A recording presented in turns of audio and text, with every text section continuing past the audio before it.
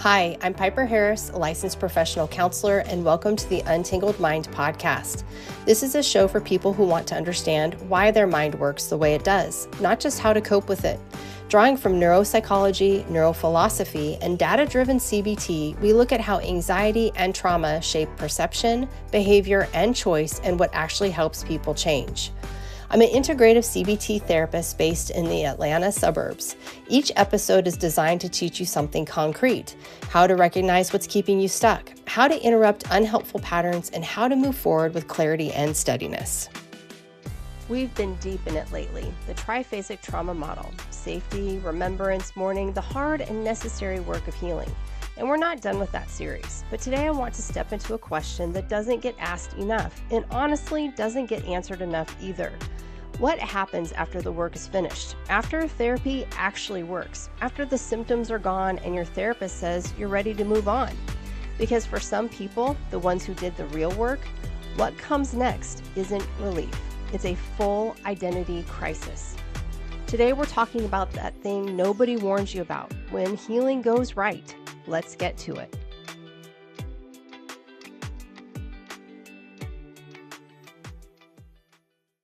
Hey everyone. So I've been hearing people want me on video. I've been trying to avoid it, but here I am.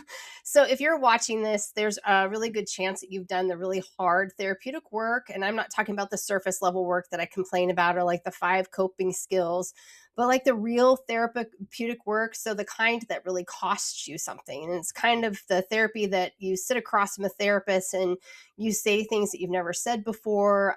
You went back week after week, even when you didn't want to. And there's actually that shift that happens. And so now what's going on is you're on the other side of that deep therapeutic work, and it's probably strange. It's not bad necessarily. It might feel bad, but it's not bad. It's strange. And it can be very disorienting in the way that you didn't expect and you can't quite explain. I hear this a lot from my clients. So often, maybe I hear people say they feel kind of flat or empty. So it's where the anxiety used to be, or maybe like relationships that used to consume you don't pull you quite in the same way, or maybe just overall you're functioning better. And somehow, though, something still feels like off and lonely, and it's lonelier than what the struggle felt like. And so, if that's the case, this video is for you. I do want to start off by saying something very clearly. There's nothing wrong with you. What you're experiencing has a name, and it does have a psychological framework, and it makes complete sense once you understand what actually happened inside of you when therapy worked. So for us to understand why this happens, we need to go back to therapy before it worked. Okay. So for most people who do this very deep therapeutic work, especially around anxiety and trauma, or even attachment, they're not really inseparable. What happens is that your mind spent years, sometimes decades, organized around one primary job, and that was survival. Not all survival is dramatic in that sense, but psychological survival. So what happens is that the mind is managing threat. It's anticipating danger. It's staying one step in front of the other. And it's like that feeling that something's always bad about to happen, or just fundamentally that you're not safe, whether that's in relationships in the world or even inside yourself. So that organizing principle shaped absolutely everything. It shaped how people interpreted others' behaviors. It shaped maybe how you worked toward something, or how you avoided it, or even how you made decisions. So ultimately, it shaped your whole identity and who you understand yourself to be. In integrative CBT terms, what I use here at Untangled Mind, we'd call this core beliefs. So it's those deep structural beliefs about yourself, the world, and a future that formed way early on, and it ran really in the background of everything that you did. So these thoughts might be, your beliefs might be something like, I'm not enough, or I'm not safe, or I have to earn my place, that's me, or if I let my guard down, something's going to go wrong. So what's important here to understand is that these beliefs are not flaws. They were absolute needed adaptations. So they were your mind doing exactly what it's designed to do. It was to protect you based on the information that it had at the time. The problem is that the mind is very good at holding on to what once kept it safe. So that's why it's really hard to dismantle these deeply held beliefs, even long after an original. So the place I'm talking about today is where you're in real therapy, like the structured, evidence-based, goal-oriented therapy that actually moves the needle. What happens is during that deep therapeutic work, core beliefs get examined. So the cognitive distortions, they get identified and restructured. The trauma can be processed, not just talked about, but it's actually integrated. And the nervous system really learns that it's safe now. And also attachment patterns, they get named and they're interrupted. So when all of this takes place, something very profound happens. The organizing principles, the original ones, dissolve. The survival-based architecture that ran your inner world quietly and constantly for years is no longer needed. And so it loosens, and then eventually it's gone, which should feel like freedom, right? But the problem is sometimes it doesn't. Sometimes there might be like moments of genuine lightness, like, oh my gosh, of you noticing like you're handling something differently, or realizing that the thing that you once like really were devastated by, it's not really registering as much. So those moments are absolutely real. And that's the really good, hard work, good therapy work showing up. But underneath them, sometimes instead of those kind of more positive things, there's something else. And I hear this a lot, and it's a kind of emptiness. And it is a disorientation. So it's a sense of standing in a room where all the furniture had been removed and you don't know where to sit.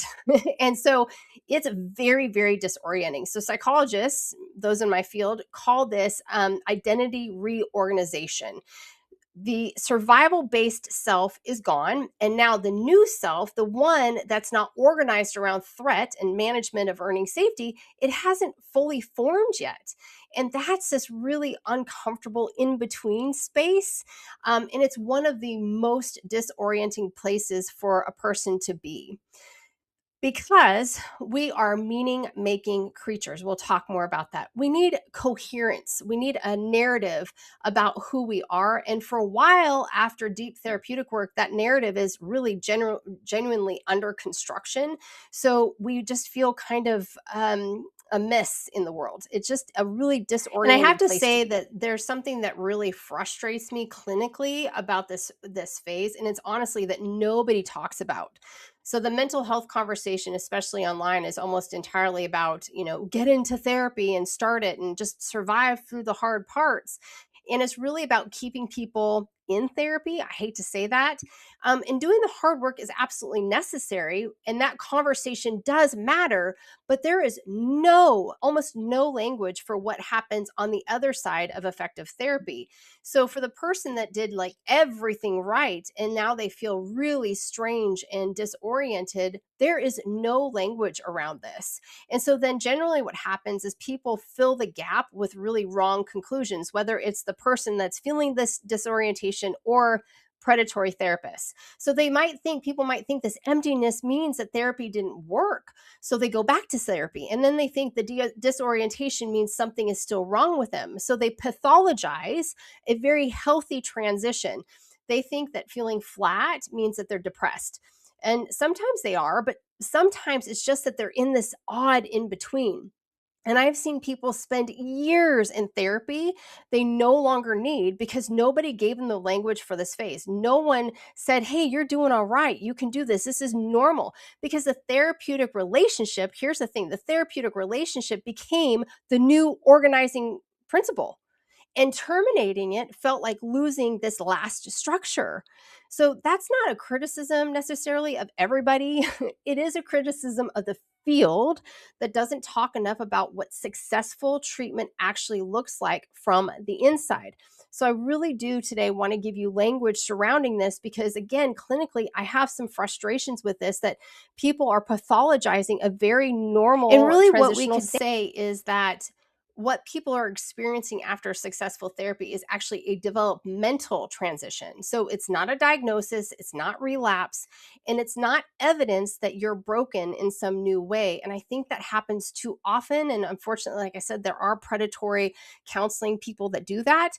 A developmental transition, though, it's the same category of experiencing like adolescence or becoming a parent. or maybe losing someone who defined a big part of your world. It's a period where who you were no longer fits who you're becoming, but you haven't arrived there yet. So developmentally, existentially, this is actually a really enormous sign of profound health. Because here's what this phase actually requires. It requires that you are no longer in survival mode. You can't ask the questions this phase asks, like, who am I really? What do I actually want? What matters to me now? While you're still managing a threat. Those questions only become available when the threat is gone. So the disorientation you feel in this in between is not the presence of something new, it's the absence of something that used to be wrong. Isn't that amazing? It's the absence of something that used to be wrong. And your mind hasn't caught up to it yet and what it means to live without it. Viktor Frankl, I talk about him a lot. He wrote about this. So the idea that meaning is not found, it's made. And the work of this phase is exactly that. It's not finding yourself. That framing implies the self was lost or broken somewhere and just needed to be located. But it's the constructing of self. It's deliberate.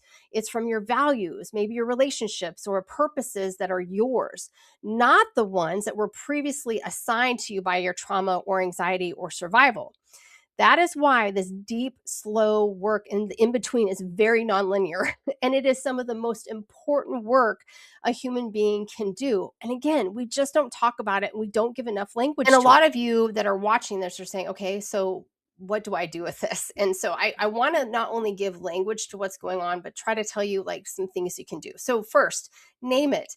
What you're experiencing has a framework and it is not random. You're in identity reorganization following a very successful therapy journey. So that reframe alone can reduce the anxiety around the experience of everything that's distressing kind of in between significantly. Second, I really want you to resist the urge to pathologize yourself back into therapy. Not every feeling of disorientation requires a clinician. Some of it actually requires the time and the space and the willingness to sit with the uncertainty while your new self forms.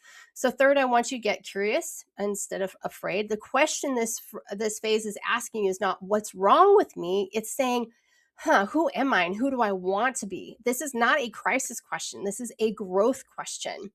Fourth, if you do the work with a therapist during this stage, make sure that they understand it is a developmental stage rather than a symptomatic stage. So the therapeutic goal here is not symptom reduction, it's identity construction. These require very different approaches and for you to be boldly speaking to your clinician about it. And fifth, give yourself dignity of knowing how far you've come. The person who started therapy and the person who's watching this video are not the same person. That distance really did cost you something and it does deserve acknowledgement. Ultimately, I've made this short little video to be paired with season 7, episode 77 on the Untangled Mind podcast, What Happens After Therapy. So go listen to that because that's where I go deeper into the clinical, more existential dimensions of this phase. You'll find the link in the description. So what I want to say is if you're in this disorienting space right now, that strange quiet, I hope that this gave you language. I know it's disorienting and some of it can be orienting, but you need permission to just let it be without turning it into a new problem to solve. You've done the really hard work. This is what the work looks like. That kind of work looks like when it's done. The disorientation, it is not a symptom of something being wrong with you. You are not unwell. You didn't fail therapy. This really is a beckoning, an invitation into that orientation process, that meaning making that Viktor Frankl talked about. So I hope this helped today. Make sure you go check out episode 77 where I go a little bit more in depth. But I just really wanted to give words to this.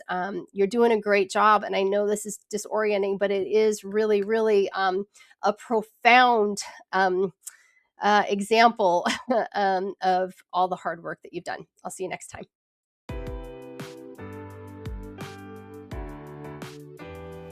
That brings us to the end of this episode. Thanks for joining me. I hope you learned some tools that can equip you to untangle your mind and untangle your life. If you're curious about working with me for your anxiety or trauma, head on over to my website at untangledmind.net to connect with me. If you enjoyed the show, please rate and review me on your podcast listening platform and share it with your friends and family. As always, thanks so much for listening to me, Piper Harris, with the Untangled Mind Podcast. I'll talk with you next time.